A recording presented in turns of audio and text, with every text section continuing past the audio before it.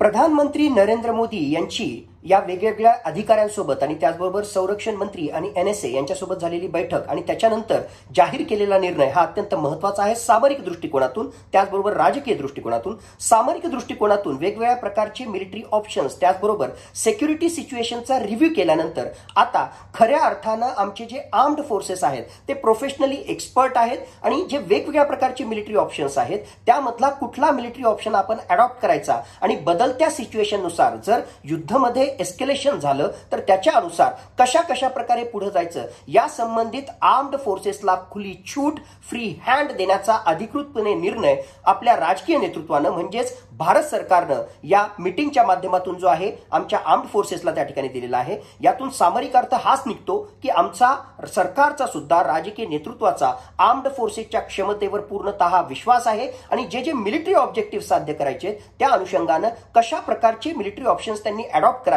यामध्ये सरकार ढवळाढवळ करणार नाही असा स्पष्ट मेसेज नरेंद्र मोदी यांना दिलेला आहे. दुसऱ्या बाजूने जर आपण पाहिलं तर राजकीय दृष्ट्या मीडियाच्या माध्यमातून ही जर बातमी बाहेर येत असेल तर भारतातल्या जनतेला त्याचबरोबर एक प्रकारे नरेंद्र मोदी यांची जी इमेज आहे 56 इंच की छातीवाला राजकीय नेतृत्व, ह्या राजकीय नेतृत्वाच्या इमेजला जे आहे कुठेही छेद जाऊ नये आणि खऱ्या अर्थानं राजकीय नेतृत्व सुरक्षेशी संबंधित जे आहे काही निर्णय असतील तर त्या ठिकाणी खमकी भूमिका घेण्यासाठी सुद्धा सक्षम आहे असा निर्णय या निर्णयाच्या माध्यमातून किंवा या घोषणेच्या माध्यमातून नरेंद्र मोदी यांनी केलेला आहे. एकूणच सामरिक दृष्ट्या आपल्या आर्म्ड फोर्सेसला दिलेला विश्वास, त्यांना दिलेला फ्री हँड आणि त्या अनुषंगानं मिलिटरी ऑब्जेक्टिव्ह साध्य करण्यासाठी काय कालावधी लागणार आणि कशा प्रकारे करावं लागणार याची छूट आपण आर्म्ड फोर्सेसला दिलेली आहे. तर राजकीय दृष्ट्या नरेंद्र मोदी यांचं नेतृत्व किती खमक आहे आणि जर गरज पडली तर आरपारची लढाई सुद्धा लढण्याची आमची तयारी आहे अशा प्रकारचा संदेशच जणू या मीटिंगच्या नंतर ज्या बातम्या आपल्या समोर आलेल्या आहेत, ज्या प्रकारची विधानं आपल्या समोर आलेली आहेत त्यावरून आपल्याला स्पष्टपणे काढता येऊ शकतो.